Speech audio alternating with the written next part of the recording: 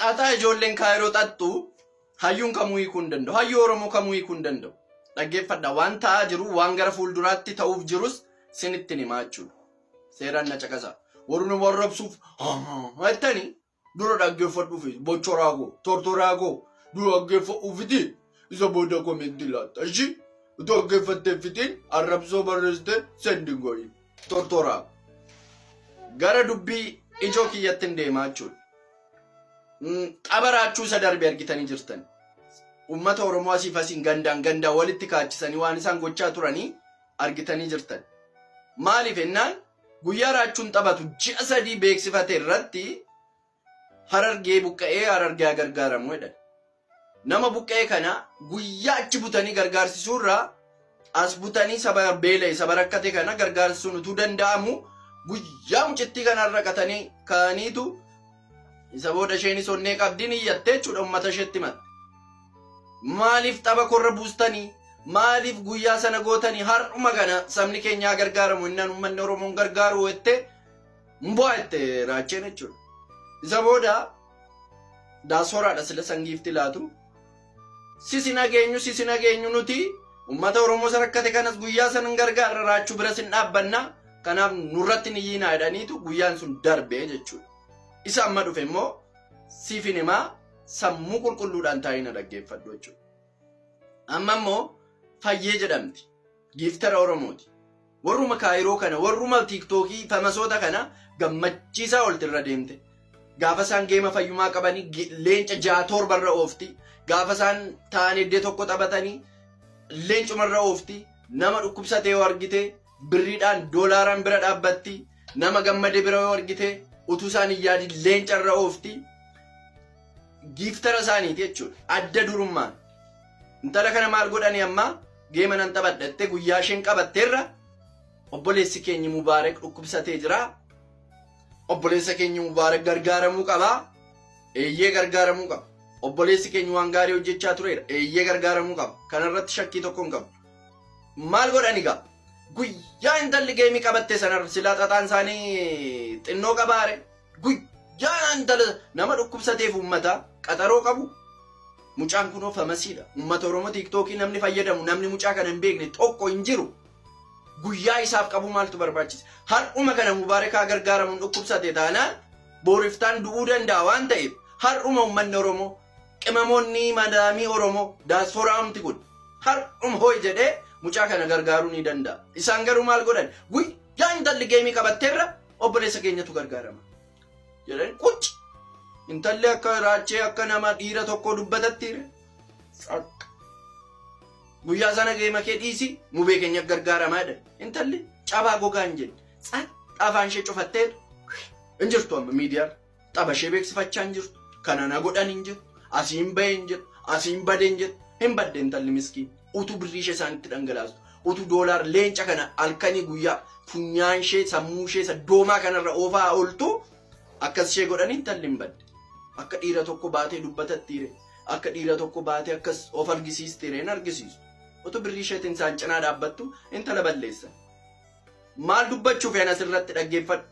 Narrabsoo bobbobobboba jettu. Bobbobsaa koo dhaggeeffadhu. Anoo nani dhukkubsadhee ji'a tokko akkas buttanii naa gargaaruurra har'a na dhukkube har'uma namni na gargaaru har'uma maanan gargaaru. Mucaa kana namni wallaalee hin jiru. Har'uma qabadhu si gargaarsisna biyya deemtee yaalamuu qabdutti waaqiin keenya hin danda'a ta'e amma danda'u si bira dhaabbannaa isa kaan immoo atitti guuttadhu jedhanii har'uma kana gargaarsisuu danda'a. Tonkolii sammuun isaanii itti tortore. Beekumsa kan hin qabne beekamtii asirratti tiiktookii marratti ana dabalate tiiktookii marratti beekamtii arganne asirraati malee beekumsi hin jiru. Namaaf yaaduun hin jiru. Nama kaleessa waasii oolee fi oolmaasaa kanarraa waa yaaddee namichi kun haa gammadu yookaanis immoo intalli kun birrii dhabdee miti baay'isoo. Uummanni Oromoo naa beeku utuun birrii koo akkas dhangalaasu uummanni koo yoo na beekee maarakkoo qaba ka jedhudha. Kan isheen geema qabatte malee birrii dhabdee birrii dhabmiti kan isheen geema taphattu jechuudha. Amma midhaa uummanni Oromoo kan na beeku ana jaallatu jettee of ilaaluuf malee intalli birrii ofiishee of moosiste abbaa taphattu faana Eertiraawii sana ofiishee teesseela. Giiftii Oromoon argee hin beekneen ofiishee silkii tokkoon teessee bum gooteef moosisuu dandeessi. Dhugaa rabbii sirriitti baaba. Nama dhugaa dubbatu immoo jaallattanidha. Akkana godhatti gandiin. Yoo jettees rakkoo hin qabu. Kutaa 3-4tti adda kutte waan ta'eef sirraa waan gaarii, komentii gaarii, jecha gaarii, ilaalcha gaarii sirraa eeguun titii sarara damma eeguudha. Sii galee kanaaf intala kana balleessan hin badde intalli kun. Amma gaa badde namni eessa dhaqxe maal taate maal jette guyyaa geema kee sana namni jedhee ishee gaafate hin jiru. Gaafa isaan kana jedhanii ani cikichikiitti hin galutti afaan ishee cufattee badde intalli. Amma immoo anis geema qabadhe dhaggeeffadhaa. Sooleenis geema qabatte waggaa 5-6 asuma irra jirtan nan sobataan hin sobdanayidha. Geema qabadhu haasayitu na jedhanii lakkisaan haasawu. Oromoon achitti gargaarsa jedha, Oromoon asitti gargaarsa jedha, Oromoon asitti rukkutama, asittiin du'a, asittiin dhukkubsata. Isa gargaarsi kun baay'ata hin taphadhodheen nan didee jechuudha. Amma immoo qabadhu na jennaan hayyee jedheen qabadde gaa. Guyyaa tapha koo kanas shira ila akkana godhanii fidanii jiran. Isa immoo xinnoo ture isinitti himaa jechuudha. Shira dhufee jiru. Yoo amma callisan. Yoo hin callisne immoo shirri amma dhufaa jiru immoo namumti isin yaaddaniin beekne namumti isin gammattaniin beekne geema nan taphadha jedhee keessaan nafaan haasaa ture booda ifa godhee isinitti himaa jechuudha. Yoo geemni koos akkasuma shira qabaate jechuudha. Garuu amma jalqabanii jiran. Taphni koo ji'a tokko tafe.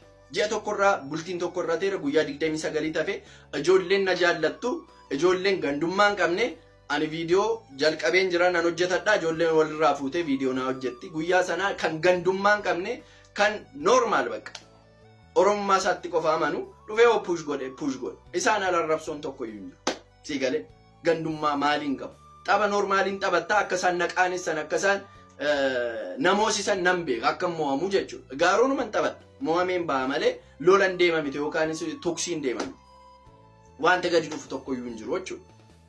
Mo'amuurraan ala wanti gadi dhufu hin jiru. Inuman taphadha. Kanaafi wanti nan isiniin jedhee wanta akkasii shira akkasiitu jira. Namuma isaaniif tole, namuma isaaniif dhiigeef illee kun ikkoo uummata Oromoo waanuma dubbii maamaan qabu ba. Nama gargaaramuu qabu tokko, nama dhukkubsate tokko qaxaroo ji'a meeqa qaburra har'uma dhukkubsateemi beekamtii qabaami har'uma gargaaramuu qaba har'uma bakka dhukkubni isaa suni deemee yaadamuu qaba jechuuf viidiyoo kana isinii hojjechaa jira. Shira akkasii jira. Isinii galee shira xaxamaa akkasiitu jira. Kan immoo beekuu qabdu jechuufin viidiyoo isinii hojjedhe. Amma gandummeen kee amma barnoonni hin jirreen kee koomenti gochuu dandeessa. Warri yaada bulchattan warri yaada liqimsitan cufa liqimsitan immoo yaada koo kana seeraan teessanii dhaggeeffattanii koomentii isin laattan immoo ilaaluuf qophiidha jechuudha. Naaf galatuma isin hin jaalladhu. Bum!